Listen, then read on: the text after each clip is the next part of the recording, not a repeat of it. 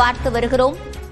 மதபோதகர் தாக்கப்பட்ட வழக்கில் திமுக முன்னாள் எம்பி ஞான திரவியத்திற்கு சம்மன் வழங்காத காவல்துறைக்கு நீதிமன்றம் கண்டனம் தெரிவித்திருக்கிறது. அண்மை செய்தியாக பார்த்து வருகிறோம்.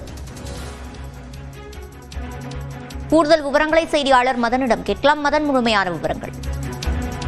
திருநெல்வேலி மாவட்டம் பாளையங்கோட்டை சிஎஸ்ஐ திருமண்டல அலுவலகத்திற்கு சென்ற இட்டேரி பகுதியை சேர்ந்த மதபோதகன் காட்ஃப்ரே நோபல் என்பவரை கடந்த 2023ஆம் ஆண்டு திருநெல்வேலி மக்களவை தொகுதி முன்னாள் எம்பி ஞான திரவியத்தின் ஆதரவு தாக்கினார்கள்.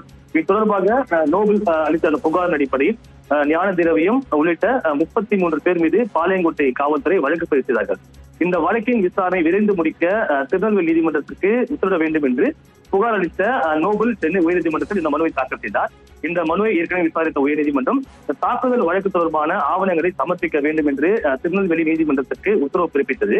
இந்த வழக்குதான் இன்று மீண்டும் நீதிபதி வேல்முருகன் முன்பு விசாரணைக்கு வந்தபோது உயர்நீதிமன்ற பதிவுத்துறையின் சார்பில் முன்னாள் எம்பி ஞான திரவியத்திற்கு எதிரான வழக்கு தொடர்பான ஆவணங்கள் தாக்கல் செய்யப்பட்டது.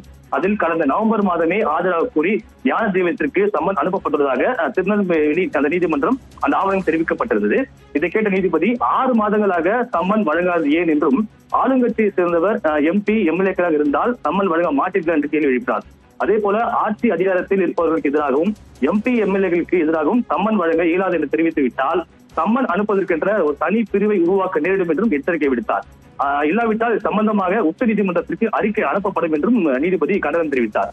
பின்னர் இந்த வழக்கில் அந்த விசாரணை தற்போது ஜூன் 28ஆம் தேதி தள்ளி வைக்கப்பட்டது.